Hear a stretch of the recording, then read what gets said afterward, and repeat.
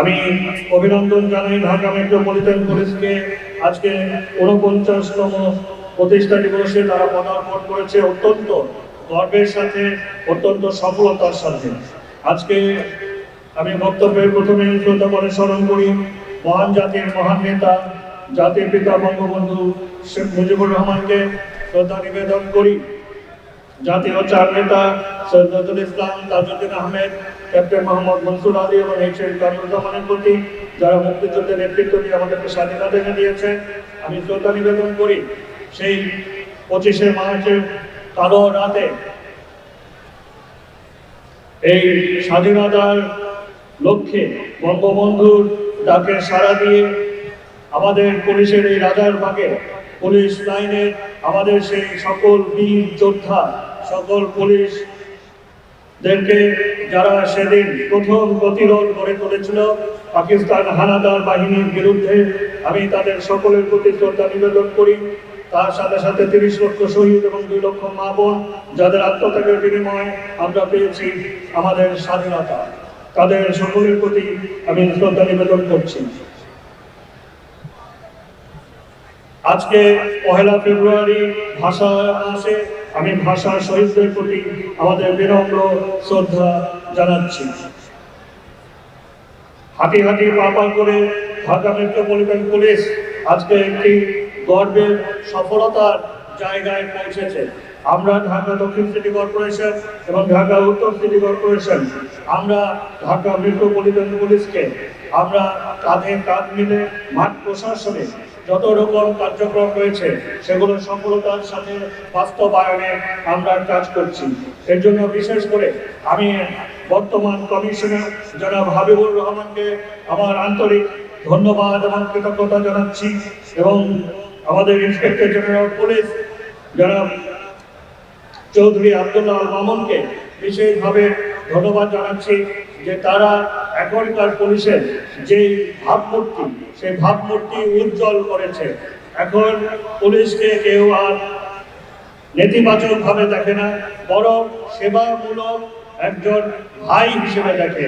আমরা যখন একজন ব্যক্তি থানায় যায়, কোনো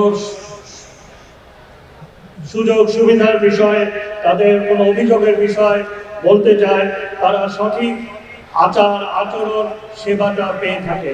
এটাই আমি মনে করি সবচেয়ে বড় অর্জন।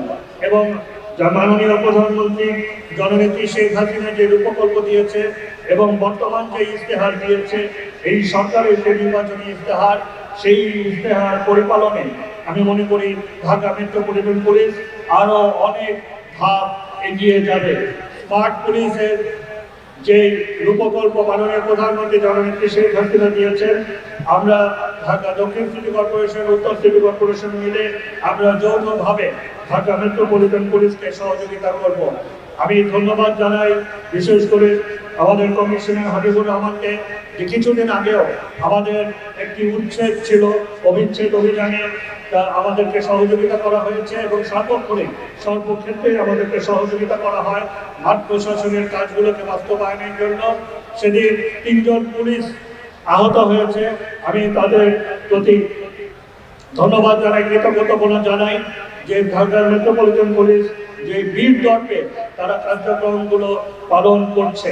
বিশেষ করে আজকে স্মরণ করতে হয় যে সন্ত্রাসী জঙ্গিবাদের যে আক্রমণ ছিল 30শে জুলাই, সেই সময় আমাদের ঢাকা মেট্রোপলিটন পুলিশের তৎকালীন গুলশানের ডিসি, এসি সহ সকল পুলিশ কর্মকর্তারা যেভাবে সেই জঙ্গিবাদকে দমন করার জন্য এগিয়ে গিয়েছিল এবং কয়েকজন নিহত হয়েছেন, কয়েকজন আহত হয়েছেন, তাদের সকলের যারা নিহত হয়েছেন আত্মার মাগফিরাত কামনা করি, এবং যারা আহত হয়েছেন তাদের প্রতি আমাদের সমবেদনা এবং সহযোগিতা থাকবে। আমি আর বক্তব্য না বাড়িয়ে আমরা কাঁধে কাঁধ মিলে হাতে হাত ধরে এই ঢাকাকে, এই যে বাসযোগ্য নগরী পরিণত করার লক্ষ্যে পুলিশ প্রশাসন আমাদেরকে যেমনি সহযোগিতা করছে, তার সাথে সাথে আমরাও তাদেরকে সহযোগিতা করব।